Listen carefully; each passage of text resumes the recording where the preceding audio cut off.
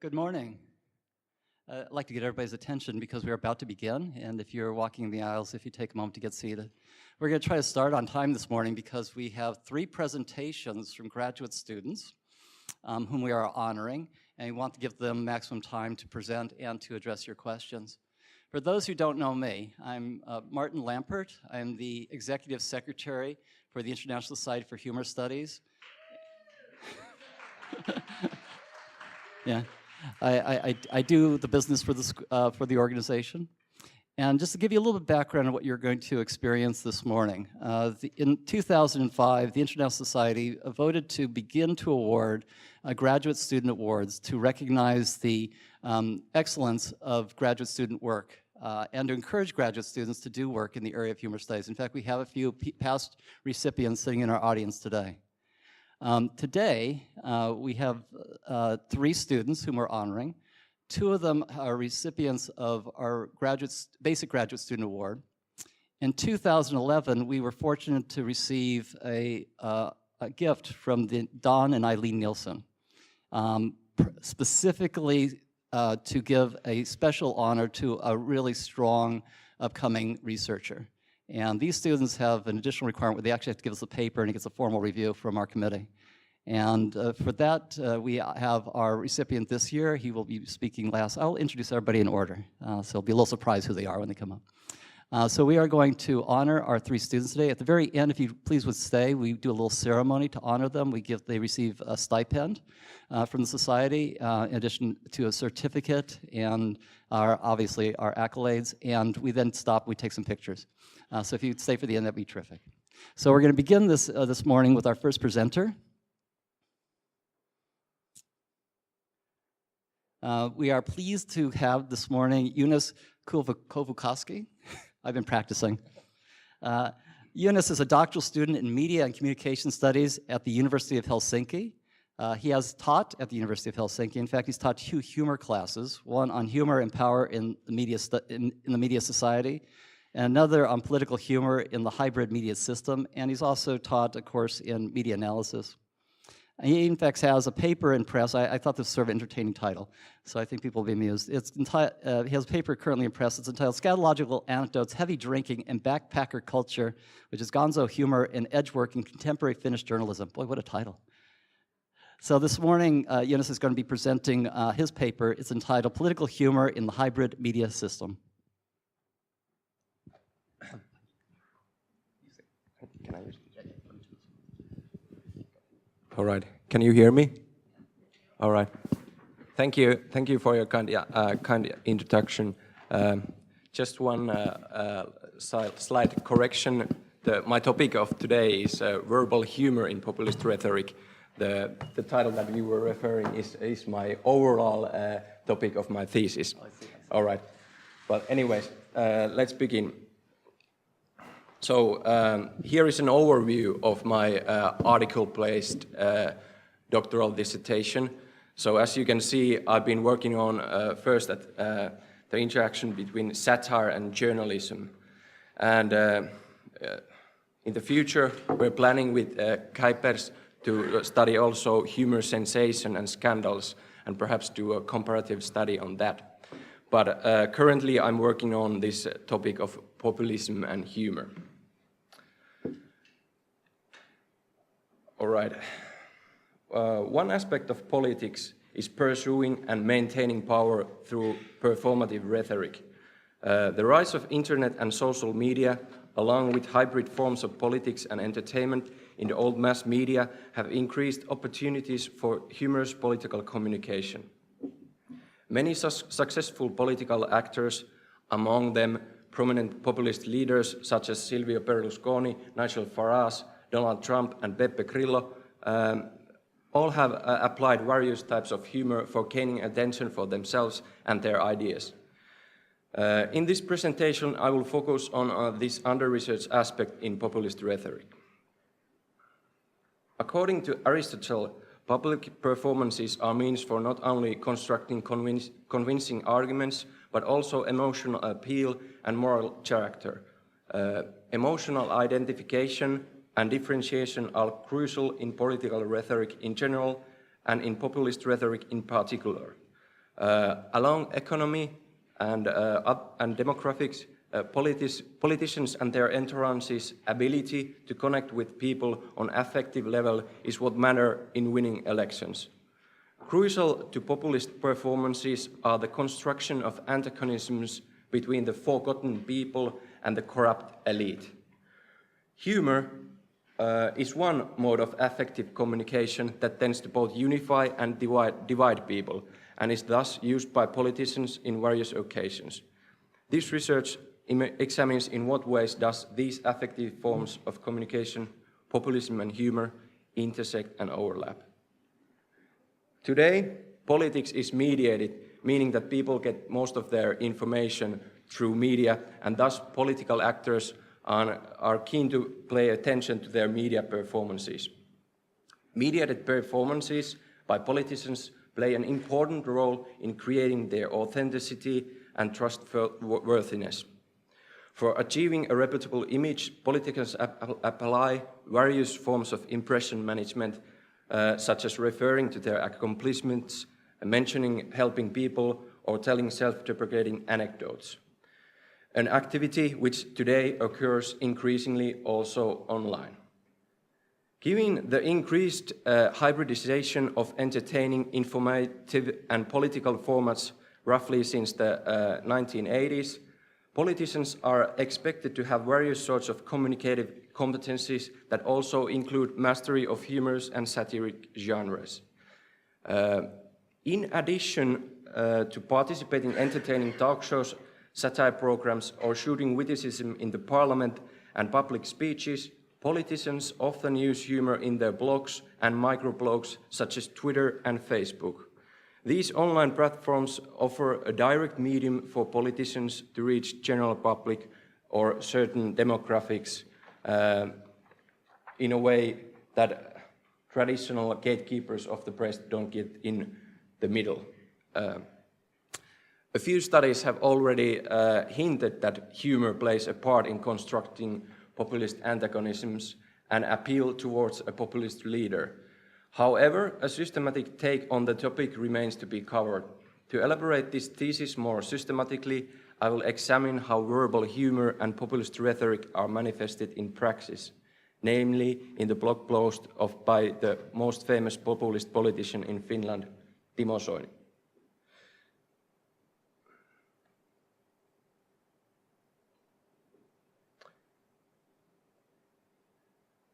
Yes, I think the points made in this slide are quite self-evident for most of us scholars in social sciences. But to put it in short and simple, after the linguistic turn and a new interest in rhetoric post-Second World War, social scientists have begun to pay careful attention to political, moral, aesthetic and tacit aspects of communication. The main point is that these dimensions are complexly tied together, and our mission as social scientists is to analyze how they are played out in certain contexts, how certain identities and value distinctions are created and recreated between the structure and agent, what kind of order, conflict, and chaos various forms of communication might foster. And this is pretty much the same message that Kuipers on Monday and Nicole Holmes yesterday were discussing in their presentations. But to move on, let's look at what this approach means when studying populism.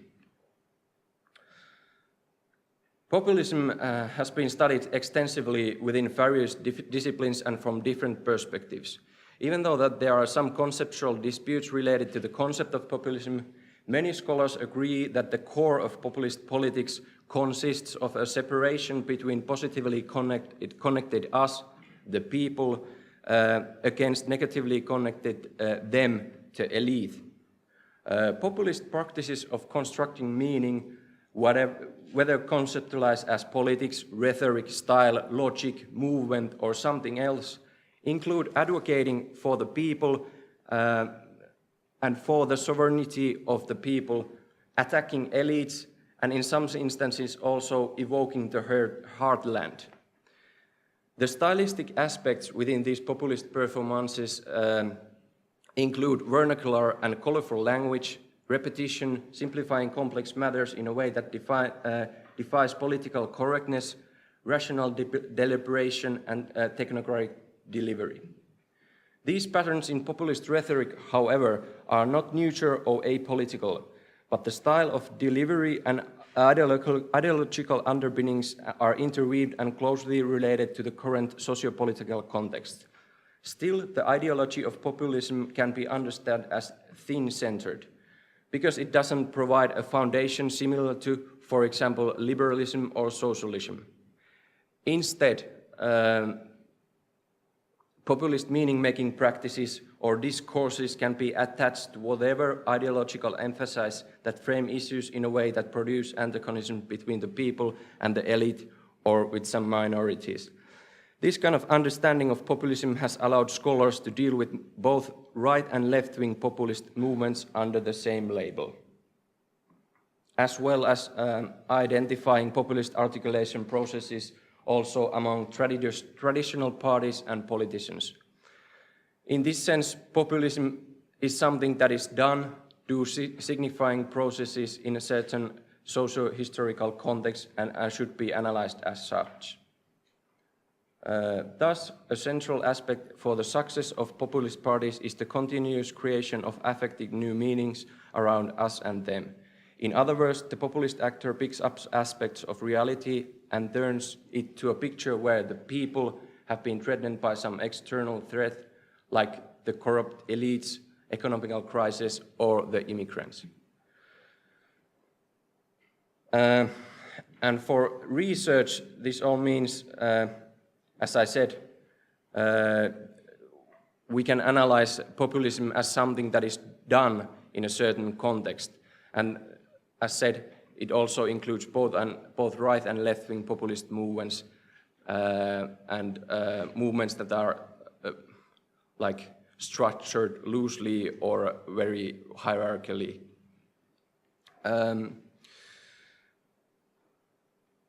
Benjamin Moffitt had recently compared populist style with a technocratic political style, which is presented here in this simple figure below. As Moffitt argues that populist political style can be compared to technocratic political style, which entails expertise, good manners, stability, and progress.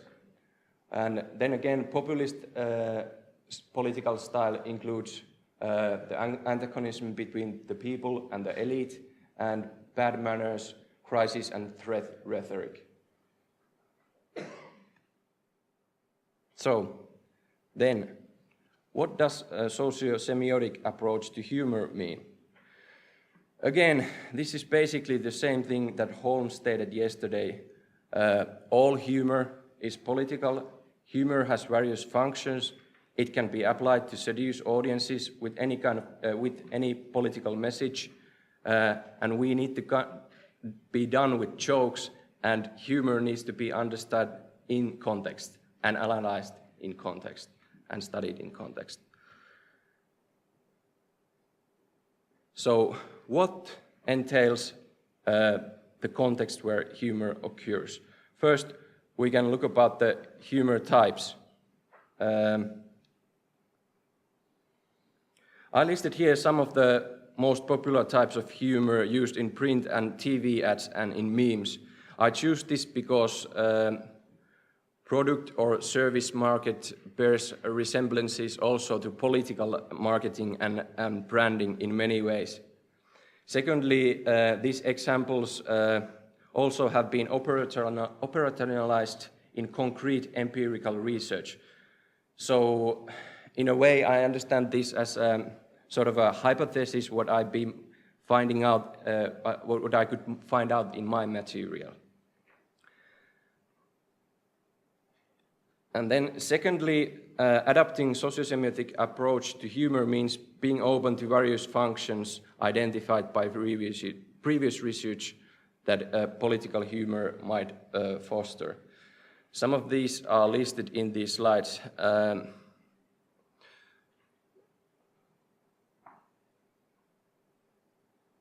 For example, when politicians were asked why they were participating in this kind of satirical program called Have I Got News for You?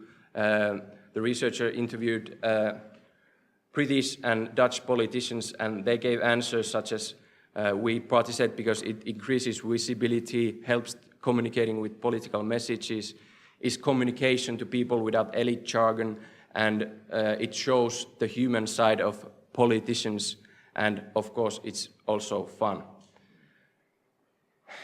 So these are the things that politicians themselves thought what participating in satirical programs could bring forward. Then again, in internal communication, humor can maintain and strengthen organization or community through establishing group identity, revealing internal tensions, and inviting people to participate and commit. In external communications, humor can identify and critique issues in ways that attracts broader audiences and media.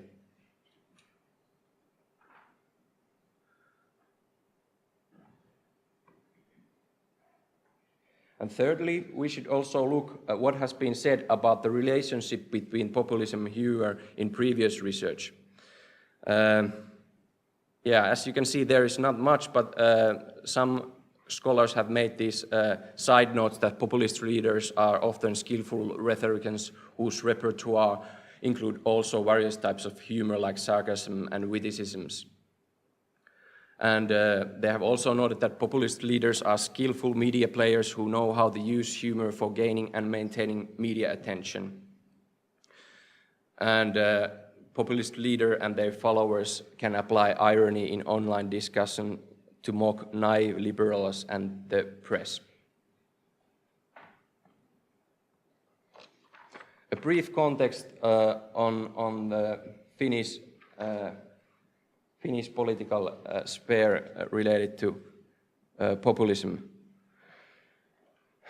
And Timo Soini. Timo Soini, a Roman Catholic with conservative values, has a habitus and rhetoric that blends jackness and intellectual persona. Soini is a self-declared populist and the current foreign minister of Finland. He was the former long-standing party leader of the Finns party. During his term, the party grew from having one representative to second largest party in Finland, with 38 seats in 2015 parliamentary elections.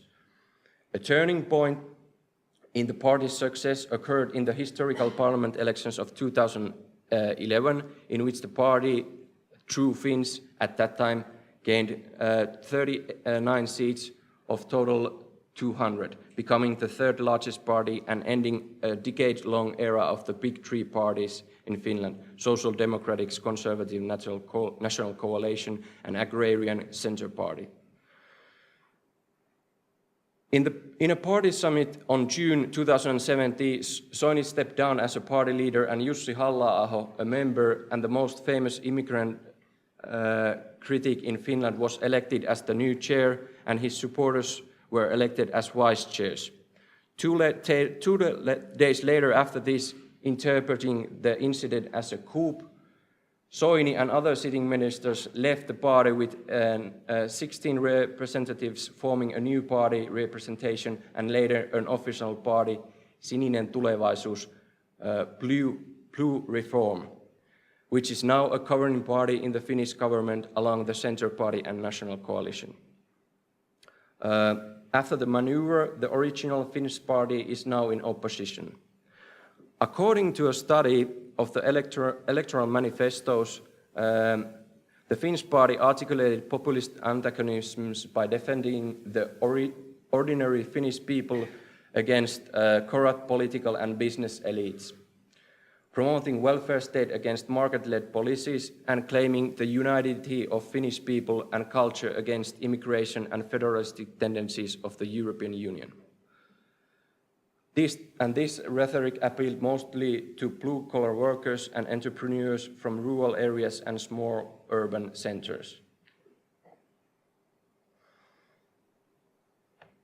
And on this table, you can clearly see the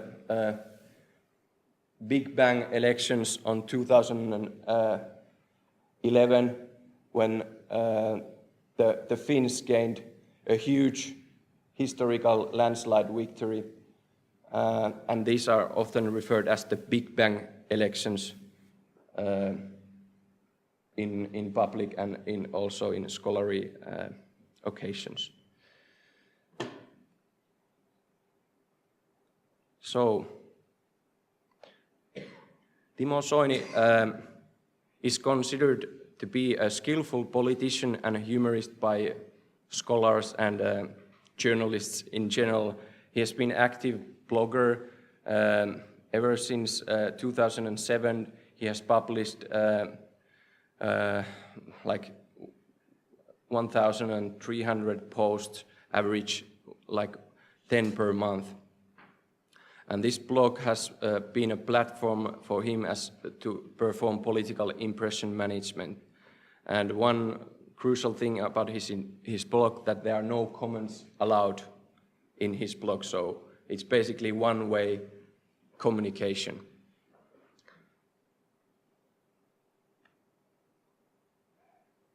So, in order to study how verbal humor overlaps and intersects with populist rhetoric in different contexts, I explore Timo Soini's career by analyzing his blog posts during a period of 11 years, 2007-2017, which consists of 1,266 blog posts in total, an average of roughly 10 posts per month, as said. Following the life cycle model, I examined 4 different phases in the history of Soini's career that I have named as rising contender, historical winner, foreign minister, and an ex-party leader and a member of a new party.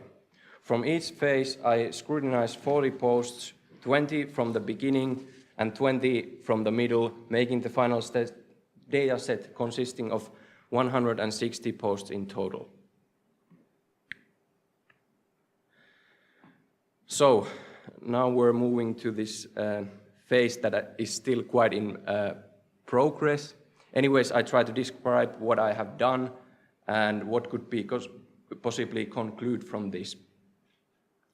And then later we can discuss how could I possibly improve my analysis. So, I'm doing a qualitative content analysis, which means I have read and coded the blog posts using the following open codes: verbal humor, populist rhetoric, impression management, policy stance, or political self-identification. And in this presentation, I will be focusing on the intersection between verbal humor and populist rhetoric. So, an overview.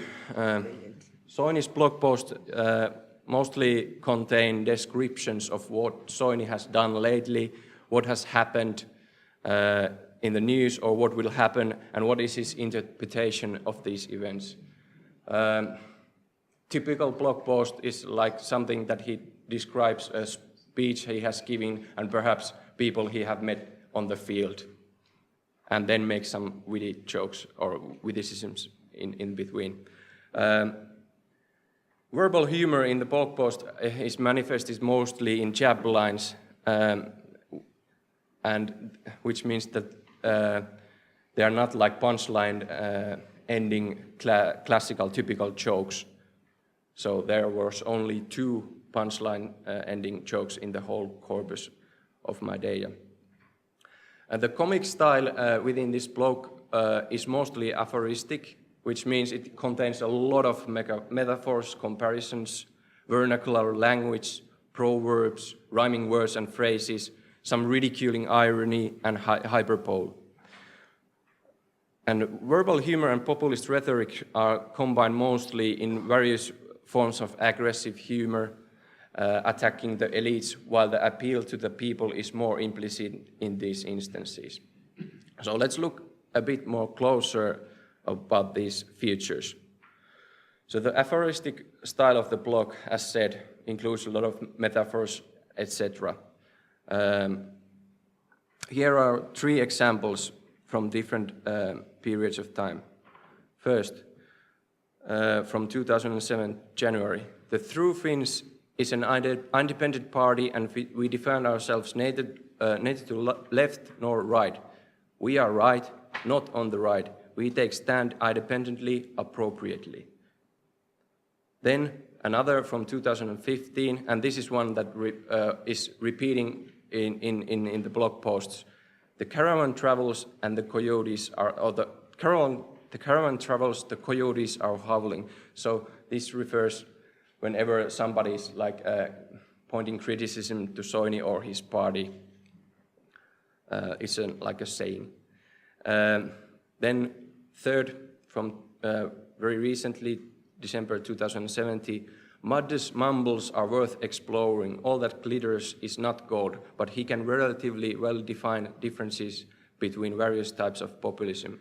And this was when Cas Mudde, the very famous, one of the leading scholars, visited in Finland, and Timo Soini was apparently paying attention to his visit and commenting on this. So quite bold statements from him. Then, how does verbal humor interact with populist rhetorics? The main finding was that it was mostly about attacking the elites. And here are 3 examples of that. Again, from 2017, January. Finland took care of the EU dinosaurs for half a year and accomplished to keep its vital functions running. EU is profoundly flawed because it represents nation states to its subordinates. It won't work for me. I managed to say it again.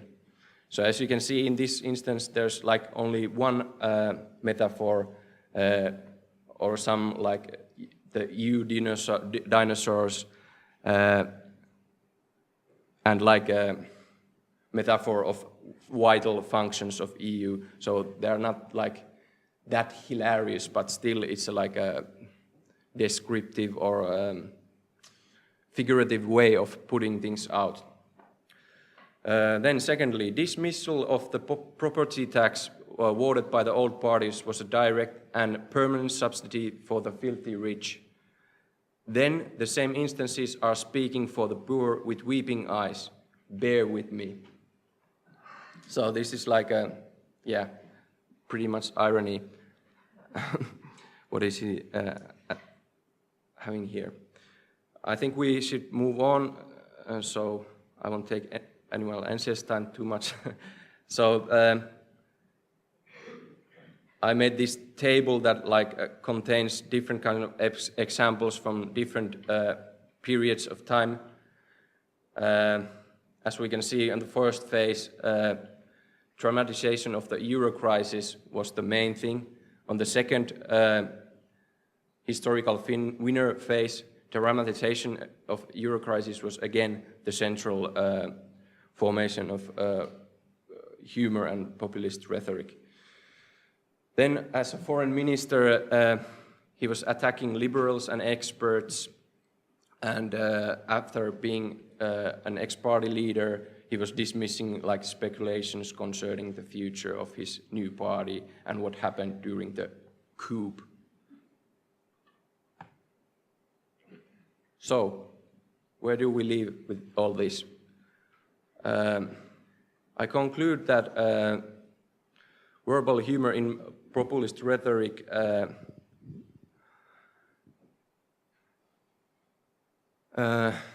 by attacking elites and liberal values through ridicule, performance, affective, antagonistic identity politics, and by framing and dramatizing crisis through hyperbole and irony, constructs a powerful counter-narrative to progressive liberal narrative of globalization.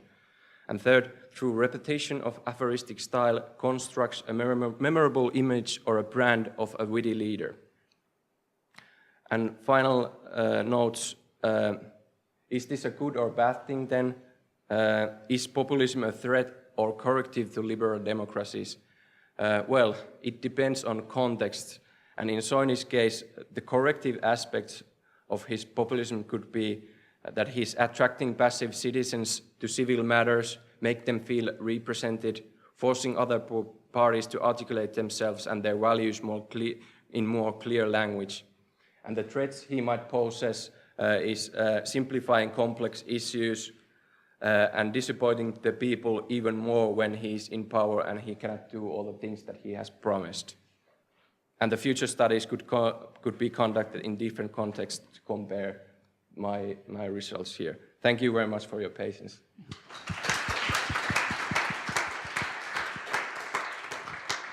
I think we have enough time for 2 questions. Are there any questions here for Joonas?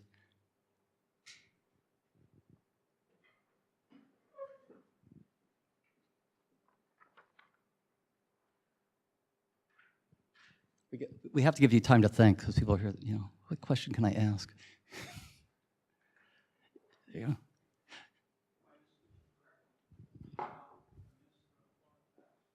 Yeah, correct.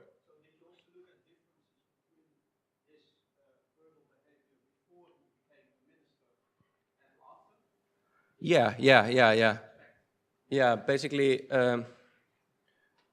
he was, because he became a member of elite, he was not that vocal on criticizing elites anymore, but he was like criticizing more the liberal values of the Green and left-wing parties, and then on the other hand, he was also criticizing media because they were criticizing him on various matters.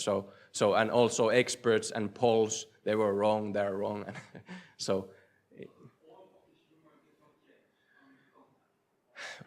yeah, basically the aphoristic style that I was describing is like a thing that is quite durable in his writing. I think he has this kind of a own style, but the targets changes and a bit the tone. There are no more elites that are being criticized, or the old parties, because he's become like one of the big parties in Finland, at least in one. We have time for one more question. The 2 hands? Let's see. Go for it. Thank you, and thank you for your interesting presentation. I was thinking that we, the Finns, at least know that one of the central values in Finns party is honesty, which also Soini often emphasizes. And I think this ideal of honesty is connected to the conservative and also nationalistic values, and they always underline that their speech or their communication is kind of straight and somehow unpretentious. But irony and hyperbole and all these verbal tricks are somehow contrary to this ideal of being honest. How come Soini gets away with it? Well, yeah, that's an interesting like contrast between the honesty and like humorous style. But I think that's one of his performances of being like constructing him as a layman or a people's folksman in a way that he's not that serious, that he has this playful side, which is also kind of this humor style that is appreciated within his main voters. So yeah, there are some interesting, in general, with populist leaders, there is this interesting clash between being like a member of elite and then representing the real people or the lay people. So it's an interesting thing, and all the leaders have to balance with it. So they have like both kind of performances and perhaps different stages from them. And yeah, the blog is one that they come together in a way, in an interesting manner. But thank you, interesting. So where I say thank you to Jens for his presentation. Because we have 2 more presentations coming up. Give me a moment.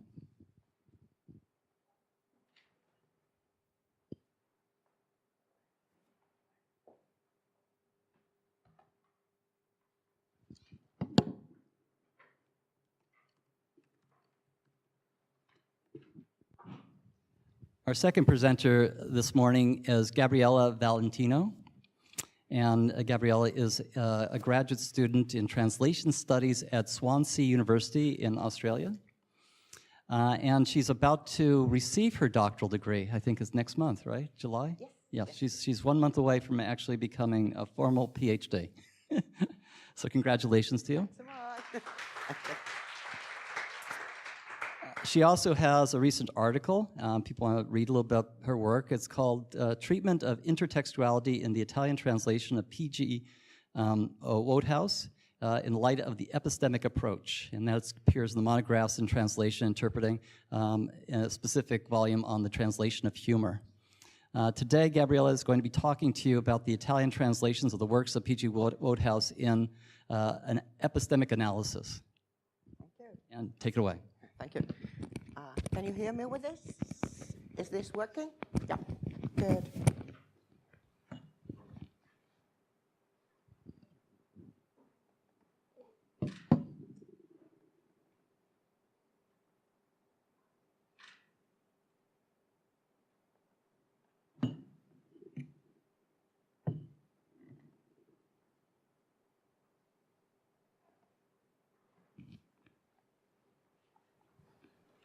Good morning everyone, and thanks so much for being here. First of all, would like to thank the executive board thanks so much for giving this award. I'm truly obliged for this honor and recognition. Of course, I also want to thank all the people who helped me with my research, and particularly my supervisor, Professor Tom Cheeseman at Swansea University. In 2014, I was given a 3-year scholarship for a PhD program in translation studies at Swansea University as part of a research program called VVV, Version, Variation, and Visualization. The purpose was to find and examine large corpora of translated texts issued at different times. And I suggested to examine the works of Anglo-American humorist P.G. Wodehouse and his works translated into Italian. The outcome was a dissertation in which I analyzed these translations in the light of an approach to translation studies that I called epistemic, since it looks at the role knowledge plays in the process of conceiving, producing, reading, and translating a written, fictional text. The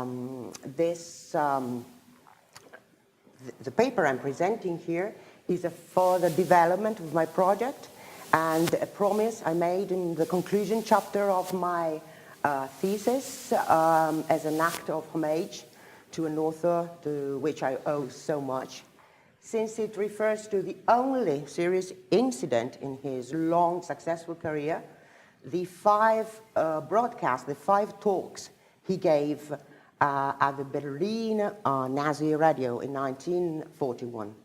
This episode stained his reputation, and the cloud is not yet dispelled, especially in countries like Italy, where the talks, the broadcasts, have never been translated and nobody knows about them.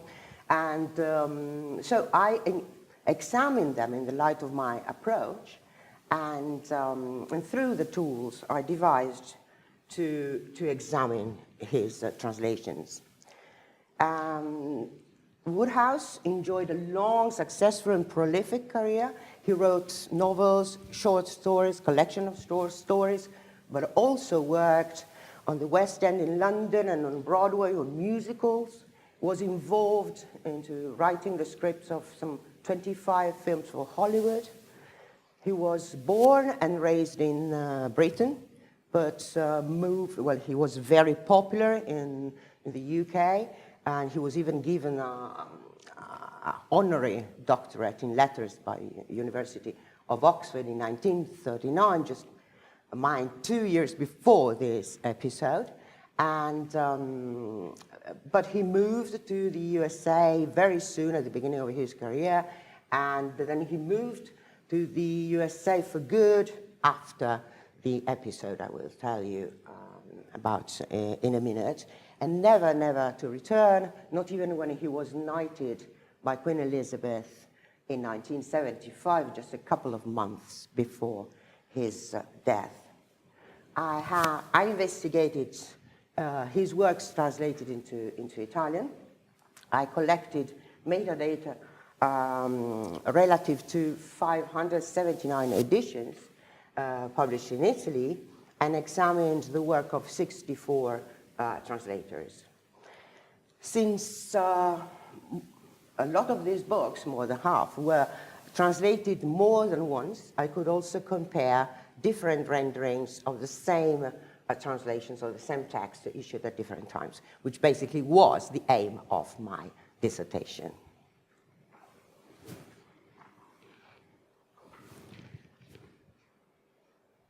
This exploration and an interdisciplinary approach, drawing from the disciplines that traditionally have contributed to human studies, allowed me to identify 5 key concepts to describe Wodehouse's humor and to classify humorous items.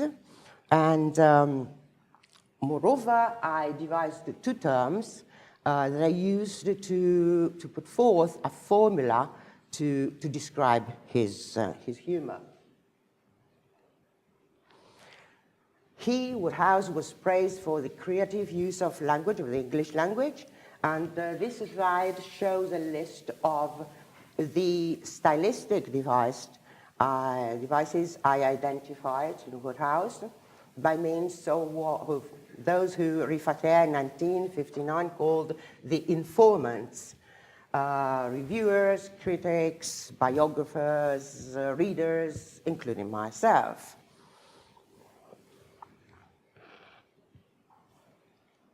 We have here 2 examples from Wodehouse's works.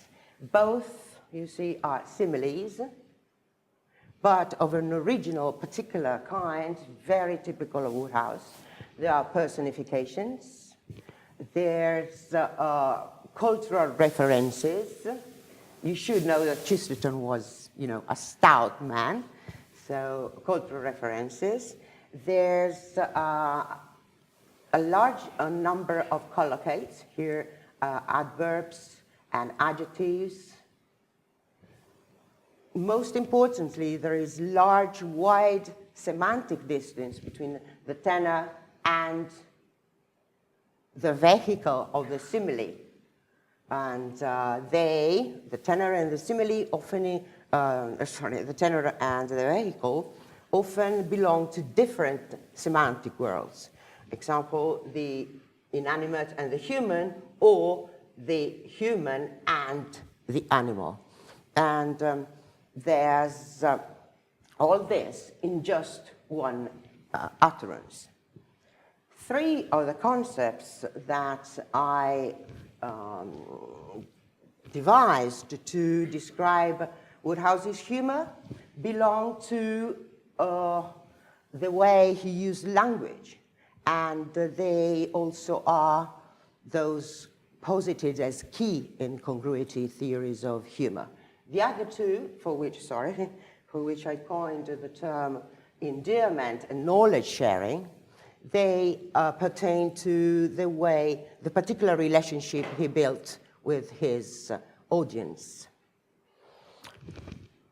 What I hold is that all these concepts are contained in his utterances, and his utterances are framed by comic mood.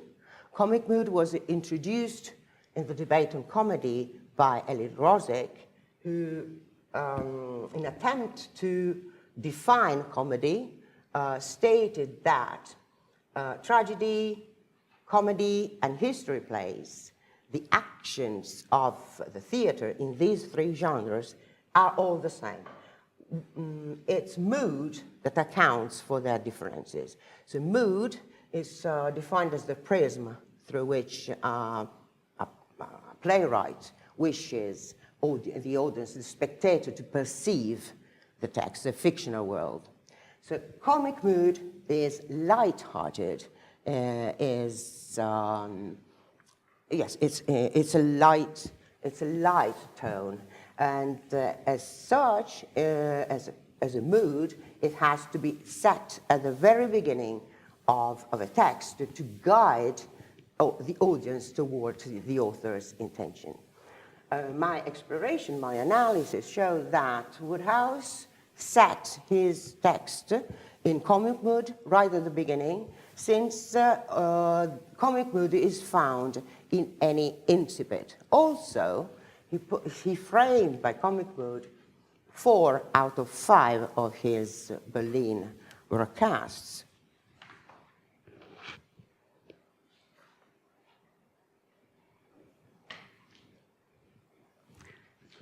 Excuse me.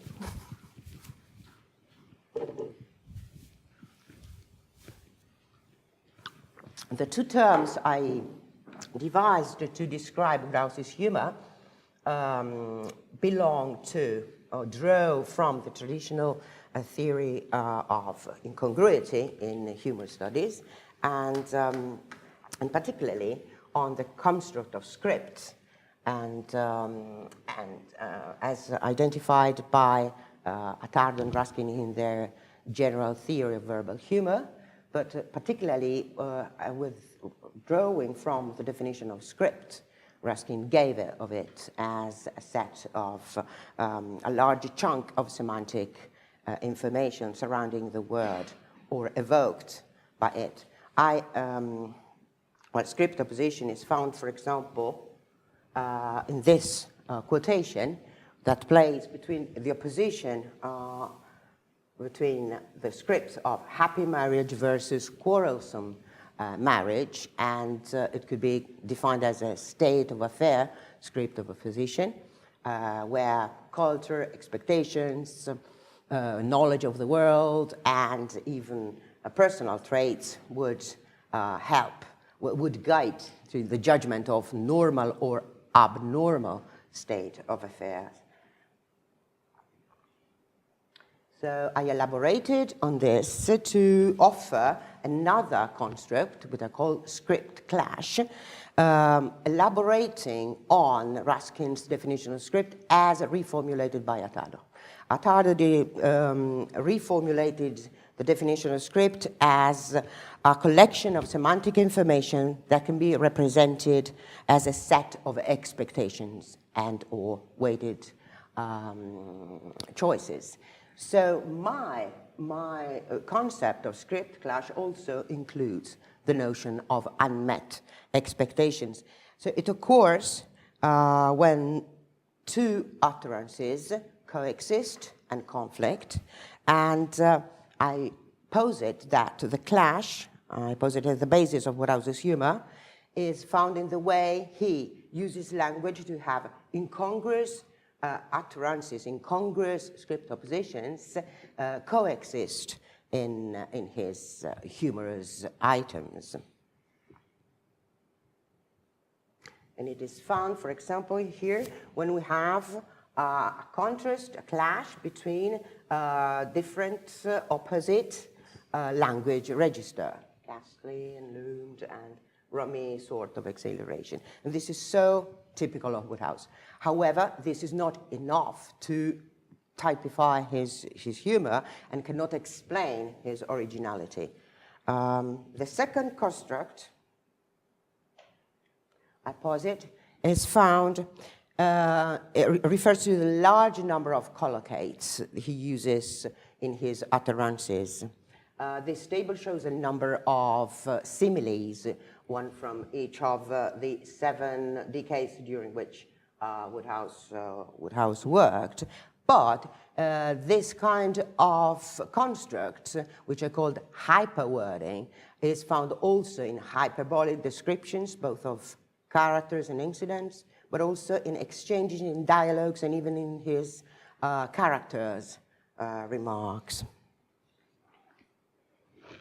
Therefore, I hold that this is a characteristic of Wodehouse. The large number of apparently useless collocates is a constituent part of his humor, and very much has to do with exaggeration. Combined with the script clash, it's a way to uniquely identify, typify his humor. Therefore, this is the formula I want to offer to describe his humor. And being constituted, and this is very important for my work, being constituted of elements that can be isolated, they can also be, this formula can be used to identify different items and to describe and possibly assess, but at least compare different translations issued at different times by different translators in different ages. Let's turn back to the real topic of my presentation, my paper. And this is the talks he gave Wodehouse gave in 1941 that caused a strong reaction in Britain, and the accusation brought on him of being a traitor and a Nazi collaborator. In 1940, Wodehouse and his wife were living in France, when it was invaded by the German army. As an alien male under 60, Wodehouse was moved from camp to camp to Tost in Poland when he was imprisoned and interned. And news of his internment reached the USA, where he was very popular, and the USA was still neutral at the time. And so a Berlin-based journalist managed to secure an interview to him at the presence of the Lagerführer. And the interview was published in late December 1940 on the New York Times, together with this picture that showed a distressed, thin Wodehouse. So his friends in the United States started to campaign even stronger to get his release. And it was only then the Germans realized the propaganda potential of their prisoner. And so he was released a few months before his 60th birthday, and he would have been released in any case. And he accepted to broadcast from the radio to give 5 light, unpolitical reports of his life as a prisoner, as civil internee. These broadcasts were also aired once to the UK, to Britain, and this brought to, they were received hysterically in Britain, and they brought on Wodehouse the accusations of being a traitor and a collaborator before the Parliament, within the British press, and among the British public. And the reports then were, his behavior was lately examined by the secret services, and there were interviews and reports, and he was later released, and charges were dropped. And this report was, these interview and reports were conducted in a liberated Paris in 1944 and 45, where Wodehouse had been moved by the Germans, and all the accusations were dropped. However, since the British government refused to make public the evidence and the conclusion of the reports, there are still people today that think that Wodehouse made a deal to be released in exchange of producing propaganda material for the Nazi. The fact that for 35 years the documents were not public, and the fact that Wodehouse refused to give a full account of the episode himself, that is still the reason why there's still this shadow on his reputation. My analysis showed that the broadcasts, for which now we have scripts, are on a par with all other Wodehouse's texts, since they contain his humor devices, but more importantly, for the sake of my argument here, they are set in comic mood. For example, this is how the third broadcast begins. Notwithstanding the misery of the episode, we're talking about 800 people, prisoners in Tunisia, moved from one camp to another. The tone is light, and there are hyperbolic descriptions, creative use of idioms, of jargon, the skin of our teeth, etc. And there are personifications. All these stylistic devices, humor devices, are contained in his talks. And there's also he also shows his creative exploitation of the potentiality of the English language, as in the example that follows. He was was taken to 4 different camps, and they were called ILAGs, abbreviation for Internierungslager. And so he played with English affixes and suffixes in this case to build up an adjective from this word. Here we have incongruous statements. This is taken from the 4th broadcast. Incongruous statements, use of jargon, of idiom. Oh, sorry.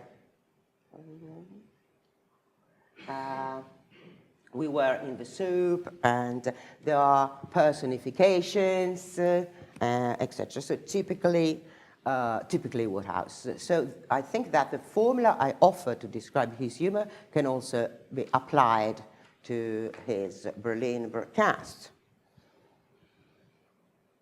So as I said, there was a strong reaction in the UK, and even if they were only aired once and there were no scripts to think about, the reaction was very strong and hysterical. And tabloid journalist Cassandra obtained the approval of the Ministry of Information, of Cooper, to attack Wodehouse in a vitriolic tirade. The list of people who attacked him and vilified is much longer than the one of his defenders. He was accused by politicians, by journalists, by popular authors, mainly through letters that were published in the Times or the daily newspapers. These papers also hosted his defenders' letters. In the essay that George Orwell later wrote, basically what he says is that there was no propaganda intention, there was no political intention in Wodehouse's talks, but he was very stupid, so he acted in a naive and stupid way. His rationale was that being Wodehouse is still a schoolboy, basically, he was stuck to the schoolboy code in which treachery is the worst of sins. So the investigation by the Secret Service made all the accusations drop. There remain the ideological and even personal reasons behind the attacks on him. I believe that today both Great Britain's and Wodehouse's Sitzenleben would make this episode better understood in perspective. But here I would like to underline the contribution that disciplines from the humanities, such as linguistics, when applied to translation studies, or translation studies and humor studies when they explore what Vandele in 2002 called their combined objects. What these disciplines can do to shed light on episodes, on issues like this. This is not an isolated case, we all know. Charlie Chaplin, who curiously was knighted in the same year as Wodehouse, is a world-famous case. In Italy, Giovannino Guareschi, the creator of Peppone and Don Camillo, was arrested, persecuted, imprisoned because of the use of political satire he made. So we all know that humorists pay a high price when they fall under the spell of their, ruling passion to get a laugh. And so I think that this kind of investigation, drawn from linguistics or from translation studies, or what we want, would prove that Wodehouse's intention was simply to get a laugh, to reassure his audience, to thank his American friends, and most of all, to show how the Britons, faced with adversity, they stiff an upper lip. Thank you. Thank you.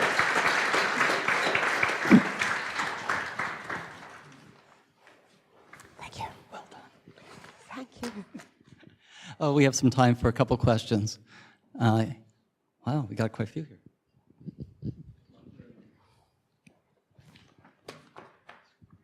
So thanks for this really interesting talk. I'm afraid I just missed something about this interpretation, so I didn't quite get how... I didn't get what you said. I didn't quite get how this sarcastic way of talking about these internment camps, how that could be actually construed as propaganda for the Nazis. So maybe you could fill in a little bit on that, because I had the impression that it was very sarcastic and it was actually very negative. And so how can that be interpreted as positive for the Nazis? Yes, you're perfectly right. I think there are a number of reasons for this.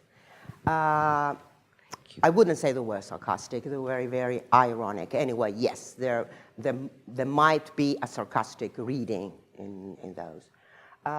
The reason I think is that what was attacked was not the content of the broadcast, because they were really only aired once and nobody could record them because it was not planned. It was a propaganda act on the side of the Germans to broadcast to the UK, because these were meant for the American public, first of all. So nobody could really read the broadcast. Nobody could, even mid-40s. So it was an ideological attack because Wodehouse was very successful, was a rich man, was living in France and not in the UK when the war broke out. And this for tax reasons, because he had realized that he had been double taxed both in the USA and in the UK. And there had quarrels with the tax authorities in both countries. So he said, okay, I'll go and live in France, in Le Touquet, where I can get a ferry and get to UK anytime I want, but I will pay my taxes in France. So this was a kind of ideological reason. There was envy, of course, because he was very popular, rich, wealthy, and he was a nice, sweet man. And so they knew they could attack him easily. There is a number of other reasons. Yes, but if you actually read the talks, then you realize, yes, he's making fun of the Germans. And so there's no propaganda. It's quite the opposite. Yeah. Sorry for the long answer, but of course there's a lot behind this that I couldn't explain here. We're going to say thank you to Gabriella. Thank you. We need to keep moving. You may applaud. Thanks so much. Our last presentation this morning is from Adam Levinson. We are going to run a little bit into the break time so that we can give him maximum time to present. We'll do, if those of you wish to stay, we will do the award presentation after 10:30. We would ask people to stay for that, though. It's a very nice thing to do. that will take us into the break. But we're going to begin with our last presentation. This is the Don and Eileen Nielsen Award recipient. Our recipient today is, as I mentioned, is Adam Levinson, and he is a doctoral student in sociology at Yale University and a junior fellow at the Center for Cultural Sociology. I understand he acts, he does stand-up comedy, does freelance journalism, and he will be talking today about taking offense seriously using visual humor to demarcate social and symbolic boundaries. And before he does his presentation, we have a few words for him from the Don and Eileen Nielsen. I don't know if people know who Don and Eileen Nielsen are. They are the founders, basically, of this society, or the people who are the motivators of bring it together back in 1988. And they are retired, and they thought they would make this lovely gift in order to provide to people the opportunity to award exceptional work in the field. And so they have written on Adam's behalf, and I'm going to read their letter to you. This is from Don and Eileen Nielsen. They say the following. Adam Levinson is a PhD candidate in sociology at Yale University. Because he is a sociologist, an actor, and a humor scholar, and a stand-up comic, because he knows Israeli culture, and because he is fluent in Arabic and French, he is able to see the relationships between humor theories and humor applications. Adam's very ambitious study presents 1,178 respondents with 22 wordless cultural agnostic cartoons and asks the informants to rate them in terms of funniness and offensiveness. The choices for the funniest ratings were not funny, and I don't know it, not funny, but I like it, funny, very funny, extremely funny, or I don't understand. The choices for the offensive ratings were okay, too far, offensive to me, or offensive to the general public. I don't think you got to present, because the Nielsen's already covered everything, yes. Assuming that humor happens whenever the social and the physical and the emotional snap into alignment, the funniness of the offensive ratings were shown to correlate with a number of demographic, biographical, and psychological factors. The demographic variables analyzed by Adam related to age, gender, ethnicity, income, citizenship, naive language, sexual preference, education, and occupation. At least you know they read your paper. The biographical variables relate to whether or not the respondent had moved from the country or city in which they had grown up, their amount of multilingualness, and how much they felt themselves to be outsiders. Another variable was the extent at which immigrants were able to transport symbolic boundaries from one culture to another. Adam's psychological variation and correlation are consistent with our other sociological research, sometimes referred to as the Big Five, and they mention what the Big Five correlates are. So I'll let you tell everybody about that. And then finally, they finish by saying, this is their congratulations. They say, Adam has done a great job in identifying the social variables which most affect humor appreciation. But a more important aspect of Adam's work is to provide insights not only to cultural differences, but also underlying cultural similarities. In fact, Adam feels that humor is the single most versatile and nuanced lens to look through and find these cultural similarities. As a stand-up comic in Israel, Adam has found a common ground between suicide bombers who die to kill and the stand-up comics for whom bombing is a requisite part of meaningful life. Adam feels that dialogue is the answer to resolving cultural differences, and he further feels that humor should be a significant part of that dialogue. Eileen and I agree, and congratulate Adam for his excellent insights. And so on behalf of the Nielsens, I give you their congratulations, and hopefully everybody in this audience will appreciate the presentation you're about to give. And with no more to do here, I'm going to turn everything over to Adam.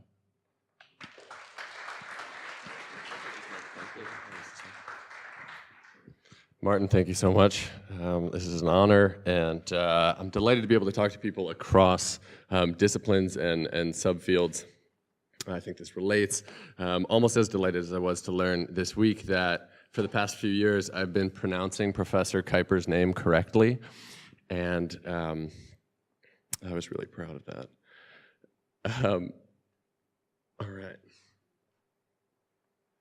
Which one of these goes forward? The second one. Great. So, Stephen Fry, somebody I admire greatly. Somebody please tell me if he's been Me Too'd since I made these slides. He said it's very common now to hear people say, I find that offensive, it has no meaning. He's wrong, it has tons of meaning. It's incredibly valuable for people interested in understanding groups, how people regroup and change their groupings. My question was, which people say that? And are there patterns? Can we find patterns in people's dispositions to offense? What I wanted to use was stimuli that were as culturally non-specific as possible, and then see, could we see different sensitivities and patterns that made sense? So what I did was I made an index, an offensive index from 22 cartoons. They were mostly from The New Yorker. 4 of them were by the Syrian cartoonist Ali Farzat. And using about 1,000 responses, mostly from Mechanical Turk. First, they answered whether or not they thought they were funny and how funny, and then they were asked if they found them offensive. And if they did, they could choose whether it was offensive to them personally or to the general public, however they defined that. The dependent variable then, and we'll get into why this is, became this total offense. So basically, you add up both kinds of offense and how many each individual found, divided by the number of cartoons they understood, and that was their offensive index number.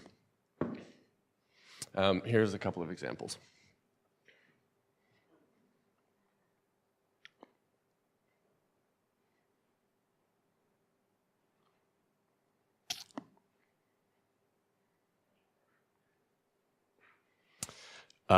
They were not selected to be particularly offensive or particularly funny. They were selected because they might be something that would be understood. A cartoon like this was not selected because it's possible that's a cultural reference, a form that people might not get. In all of these cartoons, the signatures were removed to not have any kind of linguistic clues. Here it's still there. So theoretically, offense marks a boundary, a symbolic boundary. When people say, I'm offended, they're saying there's some sort of limit. People may feel differently about citing etymology, but it's too good here. The Latin roots of offense mean to strike against, kind of like an echolocation. You know, when somebody says they're offended, it's like a bat has just recognized where some wall is. And here, that's what we're interested in. This is a really classical sociological take. A group's boundaries coincide with those delimiting the sacred from the profane. And if people aren't familiar with that kind of language, it's not so much a religious, with a capital R, kind of distinction, but in sort of humor terms, we're really saying a distinction between things that are serious and things that can be less so, things that can be played with and things that really can't. And declaring offense is like saying, this can't be played with, whatever this is. Metaphorically, if people are interested in psychology and biology, this really is very similar to the way that disgust works, this visceral, reflexive reaction. But instead of being something in the gut, it's something kind of more in the head. This is a symbolic kind of disgust. We can also think about Benedict Anderson's imagined communities, that every time people are defining these boundaries and redrawing these boundaries, they're putting themselves in communities. Those communities are shifting, and we have membership in a lot of different ways. But the question here was, well, which of those memberships then are salient? Which of them are important? And as Martin read in that wonderful introduction, I was looking at demographic and biographical and psychological factors. I'm also really interested in liminal and dual identities. You know, are those different than, there are multiple kinds of membership in any organization, and people can be sort of fluid or in conflicting parties. We can ask, you know, are marginal identities relevant to attitudes about marginal ideas, these potentially offensive ideas? Methodologically, this is a cultural sociological approach with some basic statistics, and I did long interviews afterwards to get some interpretive understanding. This room, absolutely, I think people don't need to be convinced that humor is a great key into understanding the world. The idea here was basically like parachuting into a whole meaning structure by using humor, getting into that web of meaning, and then walking outwards to find the boundaries. As Mary Douglas, she probably put it about as well as it's been put, the decoding of the humorous metaphor is a decoding of a meaning structure of the social system in which it's embedded. Basically, humor is this skeleton key towards understanding whole webs of meaning. So in framing the study as rate these cartoons and tell me how funny they are, that was a way of tapping into that before dealing with these more sensitive issues. Using cartoons, single panel cartoons, again, just a very compact way of doing that. And deselecting for these local cultural references as much as possible. I was able to look at correlations of incomprehension. That is to say, looking across, say, men and women or native English speakers and non-native English speakers, different citizenships, to see if people who didn't understand cartoons, to see if those matched up. To say, if men didn't understand these cartoons, at some rate, did that match up with the same cartoons as women, say? And the correlations are really strong. So when people didn't understand things, they were not understanding the same thing. You can think of it as a kind of semi-blind study that was framed as a humor study, but the real questions were about offense. It's just slightly easier that way than to prime people by saying, I'm going to show you some really offensive things. Are you offended? And the answer is probably, yeah, I guess so. And again, multi-hour interviews just to get this interpretive depth, which is a really interesting way of sort of finding out how people were actually unpacking this and really what it meant at a more granular level. Okay, so on the table, what we're really talking about is not whether or not people were offended personally. They had that option to mark. But again, the dependent variable became this total offense, this combination of whether they said, I was personally offended or I think the general public might be. What we can see here, this blue line is showing that there's a really strong linear correlation of both of those kinds of offense. That the things that were the most offensive personally were the most offensive generally as well, and those move basically in lockstep. There are gaps, which are really interesting, and in the second phase of this project, that's something that I really care about. But here, what we're focused on is the total.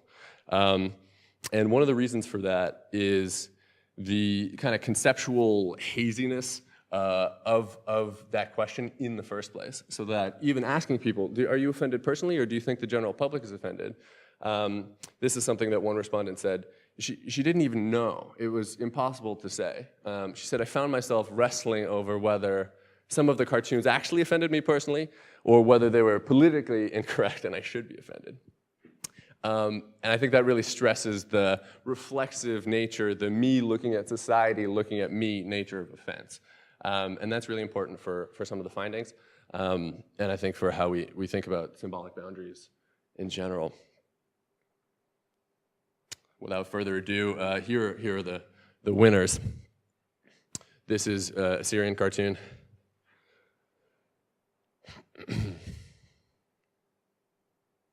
Not fans of this one.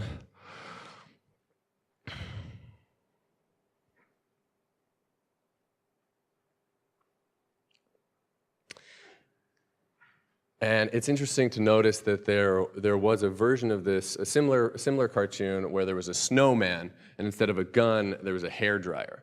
And that cartoon was not only much less offensive, it's actually ranked as the funniest cartoon. And this reflects findings that other people have found about the human-centeredness of humor, that things are funnier when they're about people.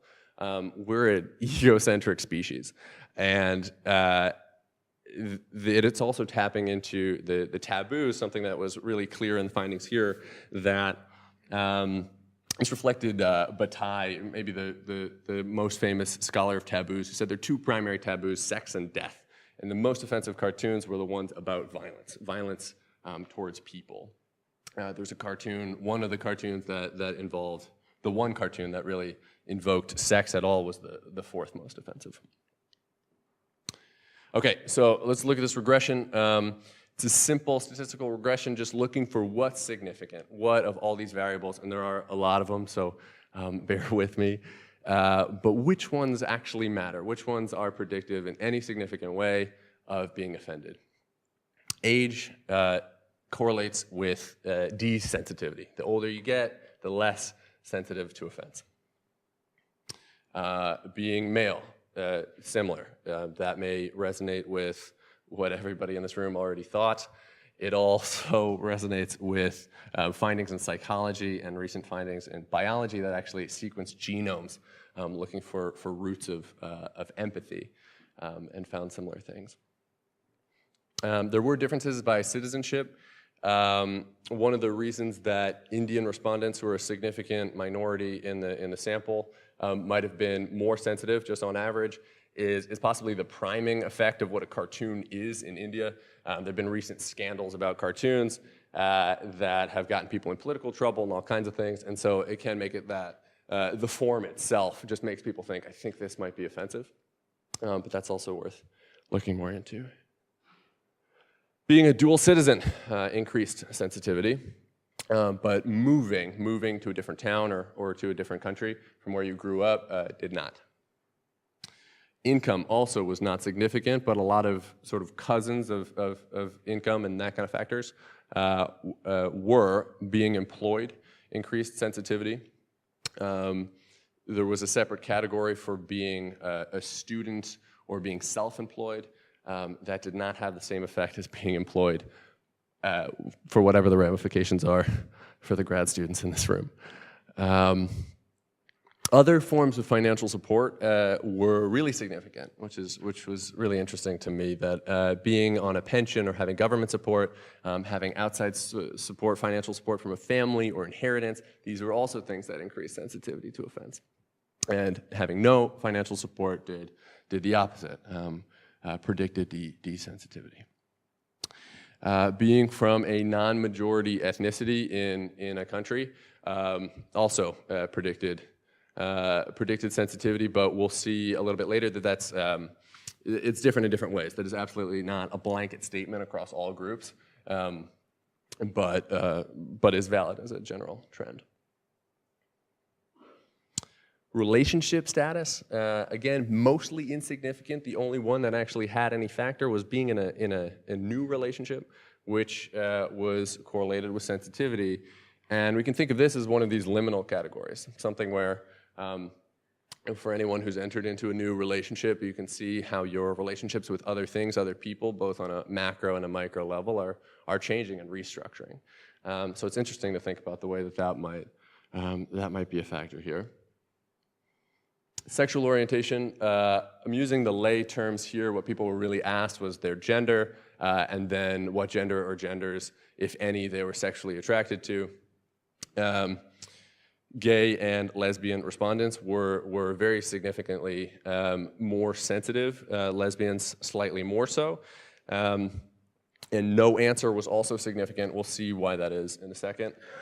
Interesting to notice that bisexual, what we could think of traditionally as a kind of dual category, though that is for sure oversimplistic, was not significant.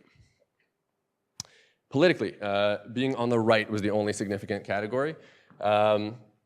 Is maybe a case of the pot calling the kettle a snowflake, but it also resonates with findings in the neurosciences, where they found that those who were politically conservative were actually more likely to be viscerally disgusted. And so that was something interesting here. Last couple. Psychology, this is a sort of crude categorization, the big five, but it's really helpful to add this extra layer. I thought conscientiousness and openness both predicted desensitivity to offense. And it's interesting to notice that openness in early iterations of the big five in the 60s used to be called culture. This used to be the culture variable. So you can sort of think of this as saying people who have more culture, so to speak, are less sensitive to offense. And lastly, not to forget, people were asked whether or not they found things more funny. The funnier people found things on average, the less offended they were.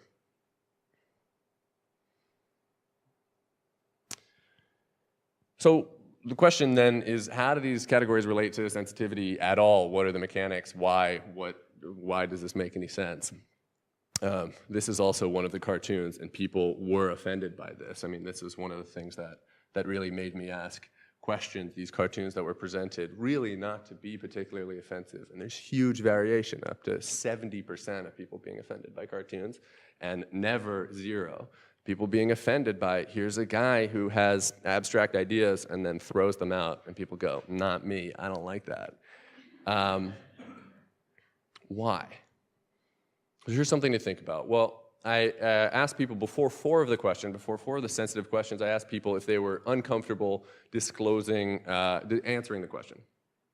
And in increasing order here, we found that people were uncomfortable answering questions about sexual orientation, ethnicity, income, and politics in that order.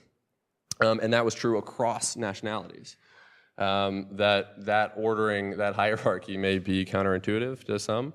But what was additionally interesting was that if people said they were uncomfortable, a prompt came up and it said, we understand you don't have to answer the question. It's helpful for the survey. Would you like to answer or skip? And just asking that question, there was something that I think of now after having done another round of the survey as the 3/4 rule, that 75% of people, after being prompted, even after saying I'm uncomfortable, did answer the question. Except in the case of income, where people said, no, if I don't want to answer that, I really don't. That's a whole other line of research, but here, what was so interesting was now we can say, well, we know who was more uncomfortable. What can we find out about them? The question is, do those match up with, do the people who were sensitive about particular facets of their identity, does that match up with who was offended? And the answer is absolutely.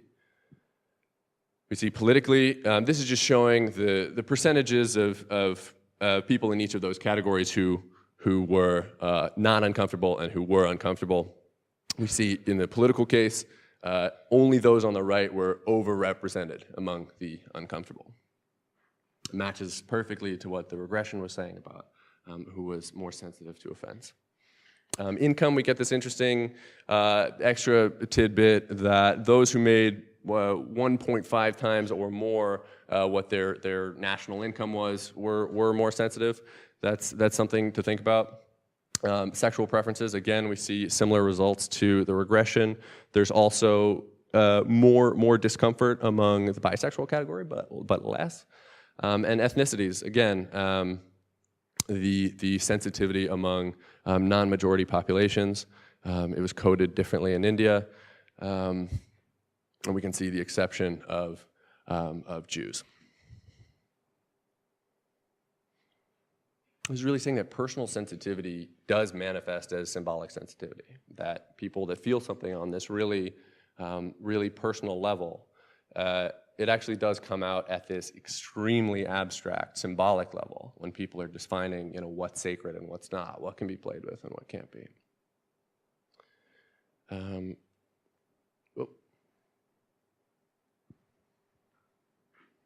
Sorry, guys.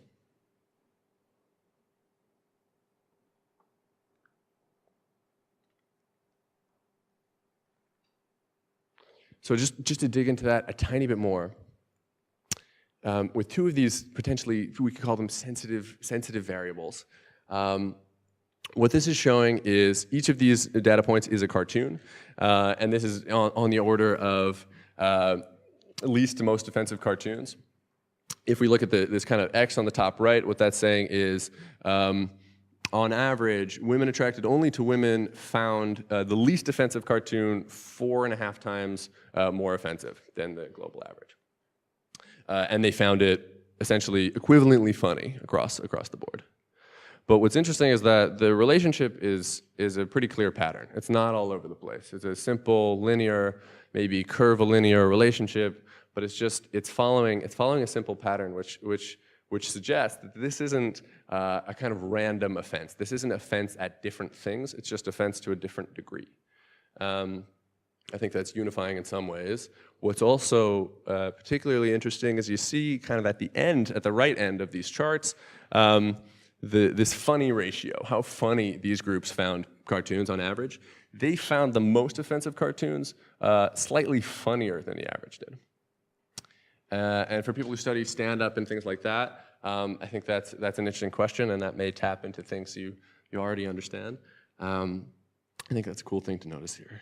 So, to sum up, we've got all these salient variables, and they're kind of hard to organize, but one of the meta organizations, in the way that I saw it, was it reflected this categorization of smaller scale attributes and really general abstract things. The micro personal level, like age and gender, something that does not involve other people, and the macro social level, like ethnicity and citizenship, these abstract categories of membership. And in the middle, we have interactional, interpersonal kinds of relationships. what the regression showed here was that the micro and the macro were relevant, but all these things in between weren't. And if we look at some of these other, if we look at some of the more complicated variables, we can see just a little more detail about the same thing. These financial support, institutions, and inheritance, they support these bigger or smaller categories. Institutions, of course, that's connecting you to something much larger. If you're getting a government pension, you're now connected to government institutions in a way. Inheritance could be thought of as something that just allows you to be more of yourself with less reliance on somebody else. But a spousal relationship, that's a relationship. That's something that changes how you interact with people, and it was irrelevant here to understanding sensitivity.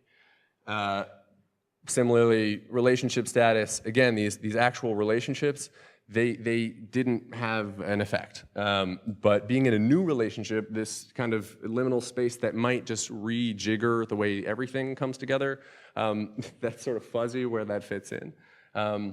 But that might be why that stands out as a different category. And this really does reflect major findings and trends in sociology, the salience of these demographic categories and psychology, but not the biographical factors in these really deep symbolic values. Liminal positions may act like marginal positions. We can also read this maybe as positions of power. Are those the things that are correlating with decreasing sensitivity, things like age and gender? But really, I think one of the things that I want to take away from this is this echoes Eric Kleinenberg's work. Sociologist at NYU studied living alone and this rise of living alone and Putnam's famous bowling alone, this increasingly solitary nature of social life. If we think about the modern world and how people's relationships are shaped from our phones outwards, that is a space where when you take a selfie, you're focused on yourself and you're asking the very abstract world to validate. The interactions are becoming much more localized and personal or distant and incredibly dephysicalized. So that's something else to look into. And I hope that makes sense. The further steps to this, I think, are just looking at country by country, understanding with greater detail why there might be variations across countries, even though these cartoons were understood. I did interviews in China and Israel and in America and places, and you could see that people were understanding things, but there were often little curveballs where you could see that something could probably be tweaked even more. Comparing across local and diaspora groups, I think would be super interesting. There are a lot of Tamil respondents, mostly in India, but what about their correspondents in New York? Are they fundamentally different, or is there something kind of more similar? I think the most important thing is a reiteration of all of this without the forced choice, where people could say, I'm either or offended personally, and I think the general public is offended. There we get to analyze that gap between, there are cartoons where people say, 50% of people say, I think people would be offended by this, but only 5% of people are actually offended. And that's the gap where we can understand, and I think actually as sociologists, the sort of thing that you can bring to the fore as an offering to the public to say, well, maybe we can be less offended and communication is more possible.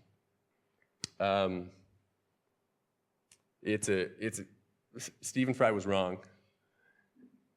I really think that we can learn so much by taking this all pretty seriously. Thank you guys so much.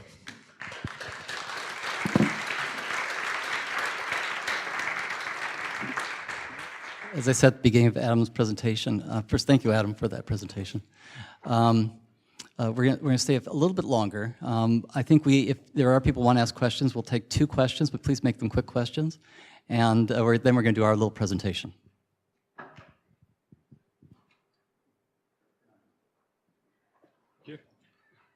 I don't think I really need a microphone. From the examples you've shown us, it doesn't look as if you've shown any really seriously offensive cartoons. Right. Now, how did you choose the ones you put into your tests?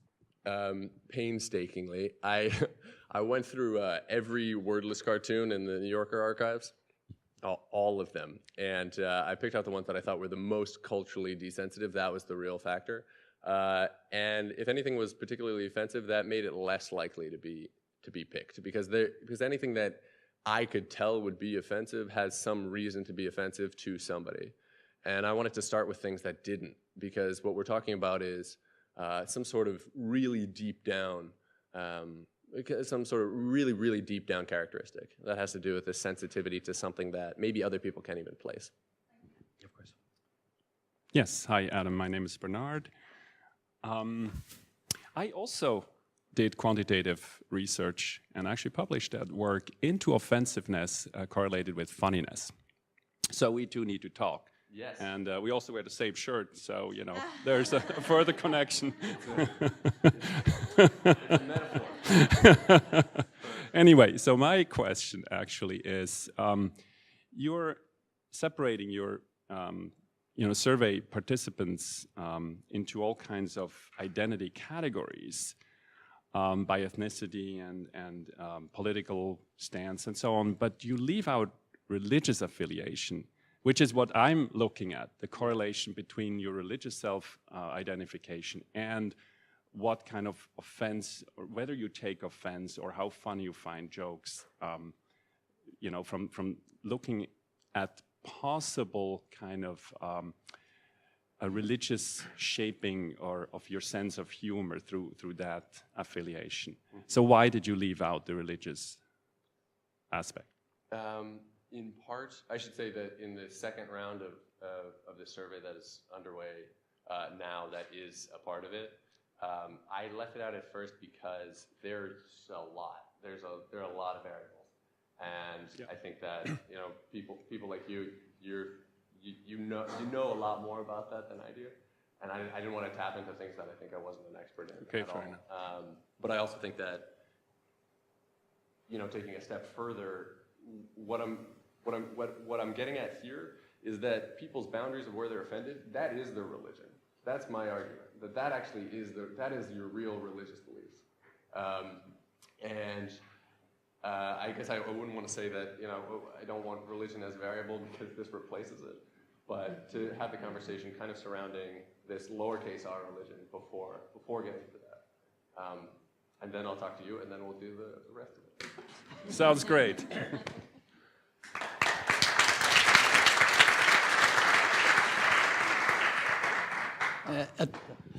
At this moment, I'd like to invite down the president of our society, Vladislav Klopishi. Did I say your name correct? I always mispronounce his name. So we are going to ask our three award recipients to come down together, and we are going to make a presentation of their awards. They are receiving as follows. They receive a certificate from the society acknowledging their award. They receive a stipend check. The graduate student award recipients receive $250, and our Don Nielsen recipient receives $500 as a gift from the society, in addition to the most important thing, a letter from me. So we're going to take a moment here to present these items to them and shake hands, and then we're going to take a picture with our recipients and the president of society.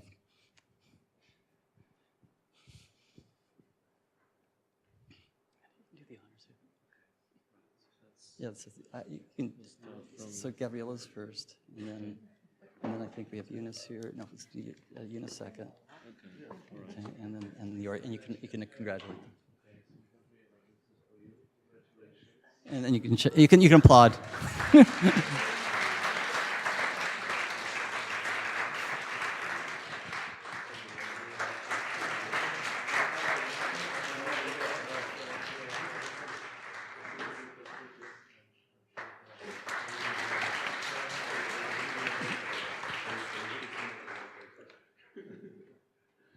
And again, one final big round of applause for all three of them.